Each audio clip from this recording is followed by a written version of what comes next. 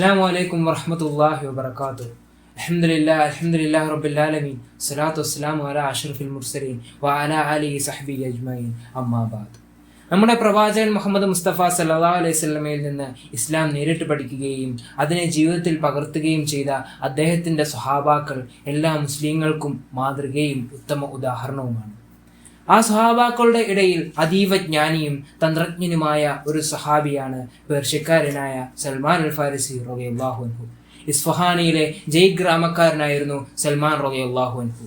മജൂസി മതക്കാരനായ അദ്ദേഹം പിന്നീട് ക്രൈസ്തവ മതം സ്വീകരിക്കുകയും പിതാവിൻ്റെ സമ്പത്തും സമൃദ്ധിയും വെടിഞ്ഞ് ആത്മസംതൃപ്തിക്കായി നാടുവിട്ട അദ്ദേഹം അടിമ കമ്പോളത്തിൽ വിൽക്കപ്പെടുകയും ഒടുവിൽ നബിയെ കണ്ട് ഇസ്ലാം മതം സ്വീകരിക്കുകയും ചെയ്തു.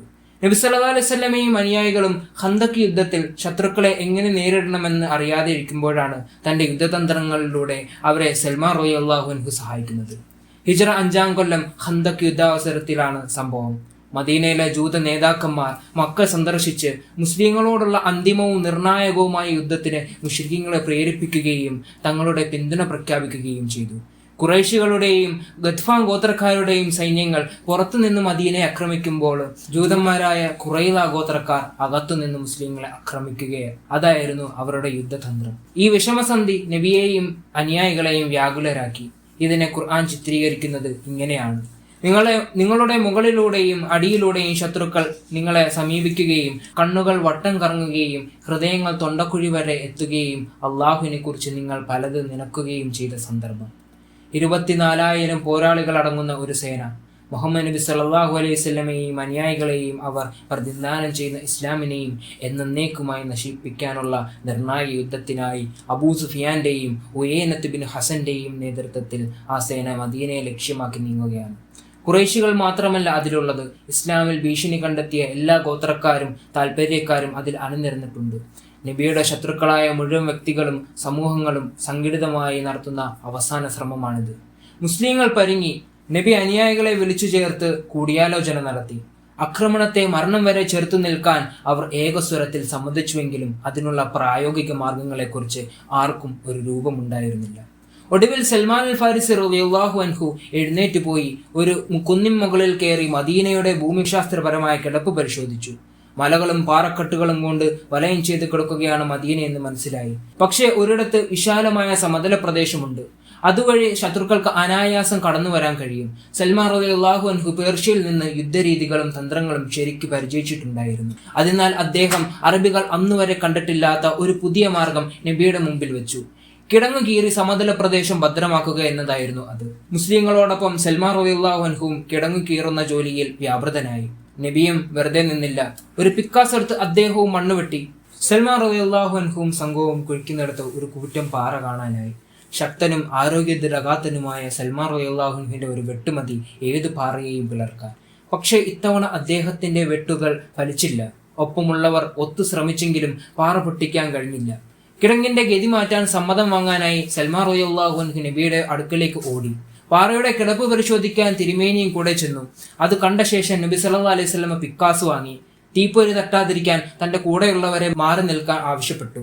തുടർന്ന് 2 കൈകൊണ്ടും ഉയർത്തി ബിസ്മി ചൊല്ലി ആഞ്ഞു വെട്ടി. ശക്തിയായ മിന്നൽ പരിസരമാകെ വ്യാപിച്ചു. സൽമാൻ അൽ ഫാരിസി റളിയല്ലാഹു അൻഹു പറയുകയാണ്: ആ മിന്നൽ മദീനയുടെ പ്രാന്തങ്ങളെ പ്രകാശപൂരിതമാക്കിയത് ഞാൻ കാണുകയുണ്ടായി. ഈ സമയം നബി സല്ലല്ലാഹു അലൈഹി വസല്ലമ ഉച്ചത്തിൽ തക്ബീർ മുഴക്കി ഇപ്രകാരം അറിയിച്ചു: പേർഷ്യയുടെ താക്കോലുകൾ എനിക്ക് നൽകപ്പെട്ടു. അവിടുത്തെ ഹീറ കോട്ടകളും കിസ്രയുടെ നഗരികളും പ്രകാശത്തിലൂടെ ഞാൻ ദർശിച്ചു. എന്റെ സമുദായം അവ കീഴടക്കുന്നതാണ്. നബി 2ാമതും വെട്ടി. അപ്പോഴും മിന്നലുണ്ടായി. വീണ്ടും തക്ബീർ മുഴക്കിക്കൊണ്ട് നബി തിരുമേനി സല്ലല്ലാഹു അലൈഹി വസല്ലമ പ്രസ്താവിച്ചു: റോമയുടെ താക്കോലുകൾ എനിക്ക് നൽകപ്പെട്ടു. അവിടുത്തെ കോട്ടകൾ പ്രകാശത്തിൽ ഞാൻ കണ്ടു. എന്റെ സമുദായം അവർ കീഴടക്കുന്നതാണ്. 3ാമത്തെ വെട്ടിന് പൂർവാധികം ശക്തിയുള്ള മിന്നലോടെ പാറ പിളർന്നു. നബിയും മുസ്ലിങ്ങളും വിജയത്തിന്റെ തക്ബീർ മുഴക്കി.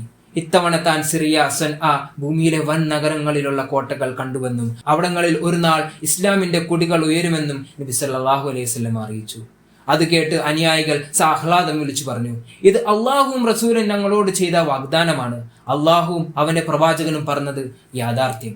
പാറ പൊട്ടുന്നതും മിന്നലുണ്ടാവുന്നതും നോക്കിക്കാണുകയും ഭാവിയെക്കുറിച്ചുള്ള നബിയുടെ പ്രവചനങ്ങൾ നേരിട്ട് ശ്രവിക്കുകയും ചെയ്ത സൽമാൻ അൽ ഫാരിസി അത് യാഥാർത്ഥ്യമായി പുലരുന്നതുവരെ ജീവിച്ചിരുന്നു. പേർഷ്യയിലെയും റോമയിലെയും നഗരങ്ങളും സിറിയ, ഈജിപ്റ്റ്, ഇറാഖ് എന്നിവിടങ്ങളിലെ കോട്ടക്കൊത്തളങ്ങളും മുസ്ലിങ്ങളുടെ അധീനതയിൽ വന്നതും ഭൂമിയുടെ വിവിധ കോണുകളെ ഇസ്ലാമിന്റെ ദിവ്യപ്രഭ കീഴടക്കിയതും അദ്ദേഹം നേരിട്ട് കണ്ടു. ഇസ്ലാമിൽ വന്ന സൽമാൻ അൽ ഫാരിസി റളിയല്ലാഹു അൻഹു നിസ്വാർത്ഥനായി ജീവിച്ചു. ത്യാഗത്തിലും ഭക്തിയിലും വിവേകത്തിലും അദ്ദേഹം ഉമറുൽ ഫാറൂഖിനെ പോലെയായിരുന്നു. അബൂദർദാഇന്റെ കൂടെ കുറച്ചു കാലം ഒരേ വീട്ടിലാണ് സൽമാൻ അൽ ഫാരിസി താമസിച്ചത്. രാത്രി മുഴുവൻ നമസ്കാരവും പകൽ മുഴുവൻ വ്രതവുമായിരുന്നു അബൂദർദാഇന്. ആരാധനയിലുള്ള അദ്ദേഹത്തിന്റെ ഈ അതിരു കവിഞ്ഞ നിലപാടിനെ സൽമാൻ അൽ ഫാരിസി റളിയല്ലാഹു അൻഹു അധിക്ഷേപിക്കുക പതിവാണ്. ഒരു ദിവസം ഒരു സുന്നത്ത് നോമ്പിൽ നിന്ന് അബൂദർദാഇനെ പിന്തിരിപ്പിക്കാൻ അദ്ദേഹം ശ്രമം നടത്തി. അതിന് സൽമാൻ അൽ ഫാരിസിയെ ആക്ഷേപിച്ചുകൊണ്ട് അബൂദർദാഇ ഇങ്ങനെ ചോദിച്ചു: എന്റെ റബ്ബിനു വേണ്ടി ഞാൻ വ്രതമനുഷ്ഠിക്കുന്നതും നമസ്കരിക്കുന്നതും താങ്കൾ തടയുകയോ? സൽമാൻ അൽ ഫാരിസി റളിയല്ലാഹു അൻഹുവിന്റെ മറുപടി ഇതായിരുന്നു: തങ്ങളുടെ കണ്ണുകളോട് തങ്ങൾക്ക് ചില ബാധ്യതകളുണ്ട്, തങ്ങളുടെ ഭാര്യയോട് തങ്ങൾക്ക് ചില ബാധ്യതകളുണ്ട്. തങ്ങൾ വ്രതമെടുക്കണം, എടുക്കാതിരിക്കണം, നമസ്കരിക്കണം, ഉറങ്ങണം. സൽമാൻ റളിയല്ലാഹു അൻഹു അപാര ജ്ഞാനം നേടി എന്നായിരുന്നു ഈ വിവരം അറിഞ്ഞപ്പോൾ നബി സല്ലല്ലാഹു അലൈഹി വസല്ലമയുടെ പ്രതികരണം. സൽമാന്റെ ബുദ്ധിയെയും ജ്ഞാനത്തെയും സ്വഭാവത്തെയും ഭക്തിയെയും നബി സല്ലല്ലാഹു അലൈഹി വസല്ലമ പ്രശംസിച്ചു. ഖന്തഖ് യുദ്ധാവസരത്തിൽ സൽമാൻ ഞങ്ങളിൽപ്പെട്ടവനാണ് എന്ന് അൻസാരികളും അല്ല ഞങ്ങളിൽപ്പെട്ടവനാണ് എന്ന് മുഹാജിറുകളും അവകാശപ്പെട്ടപ്പോൾ നബി ഇരു കൂട്ടരോടും വിളിച്ചു പറഞ്ഞു: സൽമാൻ ഞങ്ങളിൽ നബി കുടുംബത്തിൽപ്പെട്ടവനാണ്. അലി ബിൻ അബി ത്വാലിബ് അദ്ദേഹത്തെ ലുഖ്മാനുൽ ഹക്കീം, ജ്ഞാനിയായ ലുഖ്മാൻ എന്നാണ് വിളിച്ചിരുന്നത്.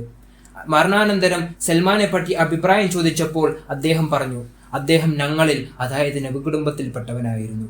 ലുഖ്മാനുൽ ഹക്കീമിനോട് കിടപിടിക്കാൻ അദ്ദേഹത്തെ പോലെ മറ്റൊരാളെ കാണാൻ പ്രയാസം.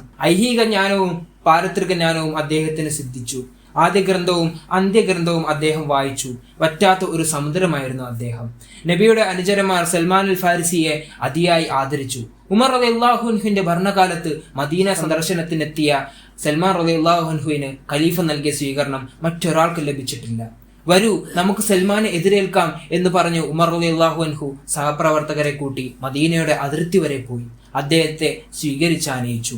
അടിമത്തത്തിൽ നിന്ന് സ്വാതന്ത്ര്യം നേടിയ ശേഷം നബിയുടെ കൂടെ സമരയോദ്ധാവും ത്യാഗിയുമായി സൽമാൻ അൽ ഫാരിസി റളിയല്ലാഹു അൻഹു ജീവിച്ചു. അതിനുശേഷം ഖലീഫ അബൂബക്കറിന്റെയും ഖലീഫ ഉമറിന്റെയും ഒടുവിൽ ഖലീഫ ഉസ്മാന്റെയും കൂടെ ജീവിച്ചു.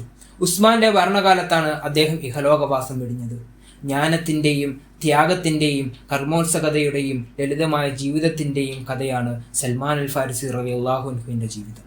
അദ്ദേഹത്തെയും മറ്റു സഹാബാക്കളെയും പോലെ തഖ്വയുള്ള മനുഷ്യരായി ജീവിക്കാനും മരിക്കാനും അള്ളാഹു നമ്മെ അനുഗ്രഹിക്കട്ടെ എന്ന് പറഞ്ഞുകൊണ്ട് ഞാൻ നിർത്തുന്നു. വആഖിറു ദഅ്വാനാ അൽഹംദുലില്ലാഹി റബ്ബിൽ ആലമീൻ. അസ്സലാമു അലൈക്കും വറഹ്മത്തുള്ളാഹി വബറകാതുഹു.